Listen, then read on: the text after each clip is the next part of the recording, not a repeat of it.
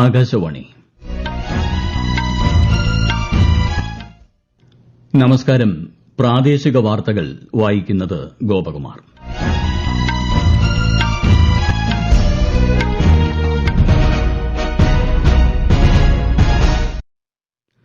പ്രധാന വാർത്തകൾ. 2025 പത്മ പുരസ്കാരങ്ങൾ രാഷ്ട്രപതി ദ്രൌപദി മുർമു സമ്മാനിക്കുന്നു. മലയാളത്തിന്റെ പ്രിയ സാഹിത്യകാരൻ MT വാസുദേവൻ നായർക്കുള്ള പത്മവിഭൂഷൺ പുരസ്കാരം മകൾ ഏറ്റുവാങ്ങി. പഹൽഗാം ഭീകരാക്രമണത്തിന്റെ പശ്ചാത്തലത്തിൽ രാജ്യരക്ഷാമന്ത്രി രാജ്നാഥ് സിംഗ് പ്രധാനമന്ത്രി നരേന്ദ്രമോദിയുമായി ന്യൂഡൽഹിയിൽ കൂടിക്കാഴ്ച നടത്തി. മലിനമായ വെള്ളത്തിലൂടെയും ഭക്ഷണത്തിലൂടെയും കോളറ പകരാൻ സാധ്യതയുള്ളതിനാൽ ജാഗ്രത പാലിക്കണമെന്ന് ആരോഗ്യമന്ത്രി വീണ ജോർജ്. ചലച്ചിത്ര സംവിധായകനും ഛായാഗ്രാഹകനുമായ ഷാജി എൻ കരുൺ അന്തരിച്ചു. വിടവാങ്ങിയത് നവതരംഗ സിനിമയ്ക്ക് സർഗ്ഗാത്മകമായ ഊർജ്ജം പകർന്ന അതുല്യ പ്രതിഭ. SSLC പരീക്ഷാഫലം മെയ് 2ാം വാരം പ്രഖ്യാപിക്കുമെന്ന് വിദ്യാഭ്യാസ മന്ത്രി വി ശിവൻകുട്ടി. ആകാശവാണി തിരുവനന്തപുരം നിലയത്തിന്റെ 75ാം വാർഷിക ആഘോഷങ്ങൾ സമാപനത്തിലേക്ക്. വാർത്തകൾ വിശദമായി. ഈ വർഷത്തെ പത്മ പുരസ്കാരങ്ങൾ രാഷ്ട്രപതി ദ്രൌപദി മുർമു സമ്മാനിക്കുന്നു. രാഷ്ട്രപതി ഭവനിൽ പുരസ്കാരദാന ചടങ്ങ് പുരോഗമിക്കുകയാണ്. മലയാളത്തിന്റെ പ്രിയ സാഹിത്യകാരൻ MT വാസുദേവൻ നായർക്ക് മരണാനന്തര ബഹുമതിയായി നൽകിയ പത്മവിഭൂഷൺ പുരസ്കാരം അദ്ദേഹത്തിന്റെ മകൾ ഏറ്റുവാങ്ങി. ഡോക്ടർ ജോസ് ചാക്കോ പെരിയപുറം, PR ശ്രീജേഷ് എന്നിവർക്ക് പത്മഭൂഷണും K ഓമനക്കുട്ടിയമ്മയ്ക്ക് പത്മശ്രീയും സമ്മാനിച്ചു. ഉപരാഷ്ട്രപതി ജഗദീപ് ധൻഖർ, പ്രധാനമന്ത്രി നരേന്ദ്രമോദി, കേന്ദ്ര ആഭ്യന്തരമന്ത്രി അമിത്ഷാ ഉൾപ്പെടെയുള്ള പ്രമുഖർ സന്നിഹിതരായിരുന്നു. പഹൽഗാം ഭീകരാക്രമണത്തിന്റെ പശ്ചാത്തലത്തിൽ രാജ്യരക്ഷാമന്ത്രി രാജ്നാഥ് സിംഗ് പ്രധാനമന്ത്രി നരേന്ദ്രമോദിയുമായി ന്യൂഡൽഹിയിൽ കൂടിക്കാഴ്ച നടത്തി. പ്രധാനമന്ത്രിയുടെ ഔദ്യോഗിക വസതിയിൽ നടന്ന കൂടിക്കാഴ്ച 40 മിനിറ്റ് നീണ്ടു. നേരത്തെ സംയുക്ത സൈനിക മേധാവി ജനറൽ അനിൽ ചൌഹാനുമായി രാജ്യരക്ഷാമന്ത്രി കൂടിക്കാഴ്ച നടത്തിയിരുന്നു. അതേസമയം ഭീകരാക്രമണത്തിന്റെ പശ്ചാത്തലത്തിൽ തെറ്റായ വിവരങ്ങൾ പ്രചരിപ്പിച്ച 16 പാകിസ്ഥാൻ യൂട്യൂബ് ചാനലുകൾ ഇന്ത്യ നിരോധിച്ചു. കേന്ദ്ര ആഭ്യന്തര മന്ത്രാലയത്തിന്റെ ശുപാർശ പ്രകാരമാണ് നടപടി. സംസ്ഥാനത്ത് കഴിഞ്ഞ 3 വർഷത്തെ തനത് വരുമാന വർധന 81,000 കോടിയിലെത്തിയതായി മുഖ്യമന്ത്രി പിണറായി വിജയൻ. സർക്കാരിന്റെ 4ാം വാർഷികത്തോടനുബന്ധിച്ച് ഇടുക്കി നെടുങ്കണ്ടത്ത് നടന്ന ജില്ലാതല അവലോകന യോഗത്തിൽ സംസാരിക്കുകയായിരുന്നു അദ്ദേഹം. 2016 നമ്മുടെ സംസ്ഥാനത്തിന്റെ തനത് വരുമാനം 26%. ഇപ്പോ 73%. മൊത്തം ആഭ്യന്തര ഉൽപാദനം 5,60,000 കോടി രൂപയായിരുന്നു. ഇപ്പോ നമ്മൾ എത്തി നിൽക്കുന്നത് 13,11,000 കോടി രൂപയിലാണ്. പ്രതിശീർഷ വരുമാനത്തിന്റെ ഒരു കണക്കവർ പ്രസിദ്ധീകരിച്ചു. 2,28,000 രൂപയായി വർദ്ധിച്ചിരിക്കുന്നു. ഈ കണക്കുകൾ പരിശോധിച്ചാൽ നമ്മള് പുറകോട്ട് പോവുകയല്ല ചെയ്തിട്ടുള്ളത്, നല്ല രീതിയിൽ മുന്നോട്ട് പോവുക തന്നെയാണ് ഉണ്ടായത് എന്ന് കാണാൻ നമുക്ക് സാധിക്കും. മലിനമായ വെള്ളത്തിലൂടെയും ഭക്ഷണത്തിലൂടെയും കോളറ പകരാൻ സാധ്യതയുള്ളതിനാൽ ജാഗ്രത പാലിക്കണമെന്ന് ആരോഗ്യമന്ത്രി വീണ ജോർജ്.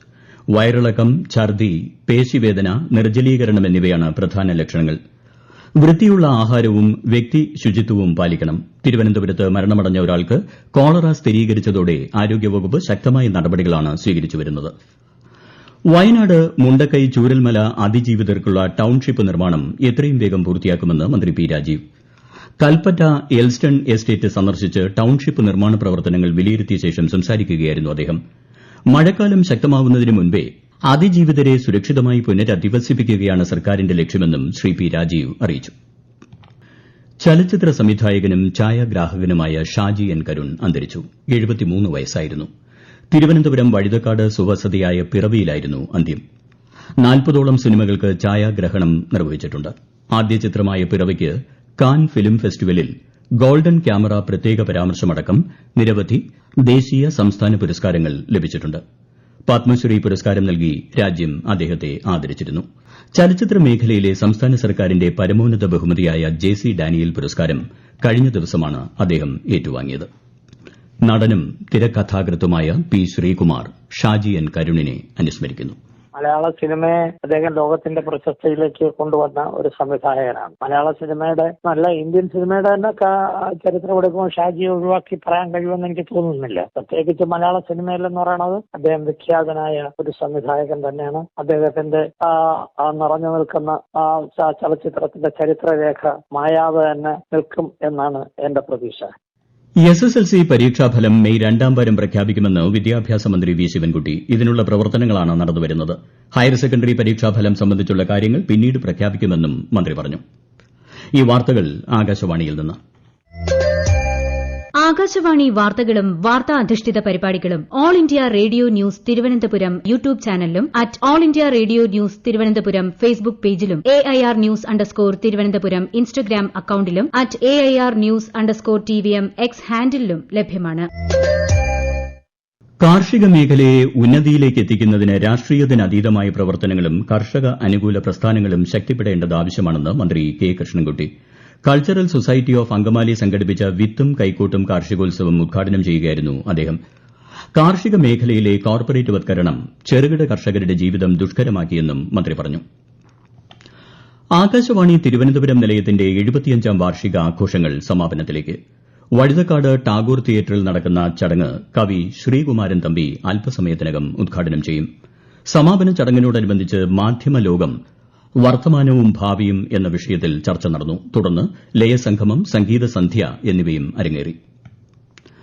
കൊല്ലത്ത് സ്ത്രീധനത്തിന്റെ പേരിൽ യുവതിയെ പട്ടിണിക്കിട്ട് കൊലപ്പെടുത്തിയ കേസിൽ ഭർത്താവിനും ഭർതൃമാതാവിനും ജീവപര്യന്തവും 1 ലക്ഷം രൂപ വീതവും ശിക്ഷ വിധിച്ചു. കൊല്ലം അഡീഷണൽ ഡിസ്ട്രിക്ട് സെഷൻസ് കോടതിയാണ് ശിക്ഷ വിധിച്ചത്. 2019 മാർച്ചിലാണ് തുഷാര മരിച്ചത്. മരിക്കുമ്പോൾ 28 വയസ്സുണ്ടായിരുന്ന തുഷാരയുടെ ശരീരഭാരം 21 കിലോഗ്രാം മാത്രമായിരുന്നു. സംശയം തോന്നിയ ബന്ധുക്കൾ പോലീസിൽ പരാതി നൽകിയതിനെ തുടർന്നാണ് കുറ്റം തെളിഞ്ഞത്.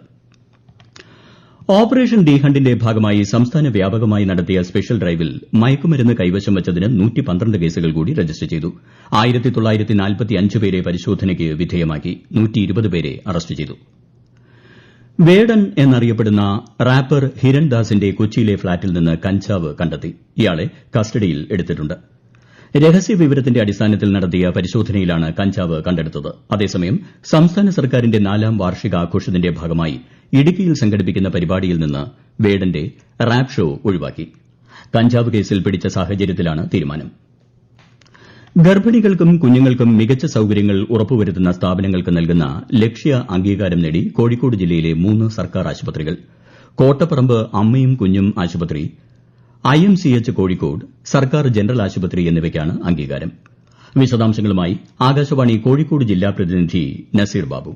ആധുനിക സൌകര്യങ്ങളോടെ കോഴിക്കോട് മെഡിക്കൽ കോളേജിൽ ഒരുക്കിയ സഖി കോംപ്ലക്സിലൂടെ ഗർഭിണികളുടെ മാനസിക പിരിമുറുക്കം കുറച്ച് പ്രസവം സാധ്യമാക്കുന്നു.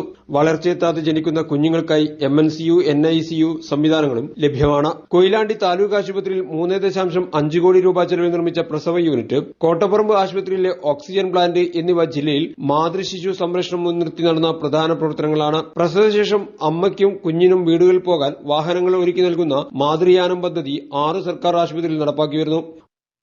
രാജ്യത്തെ ഓഹരി വിപണികളിൽ നേട്ടം. സെൻസെക്സ് 1005 പോയിന്റ് നേട്ടത്തിൽ 80,218ലും നിഫ്റ്റി 289 പോയിന്റ് ഉയർന്ന് 24,329ലും വ്യാപാരം അവസാനിപ്പിച്ചു.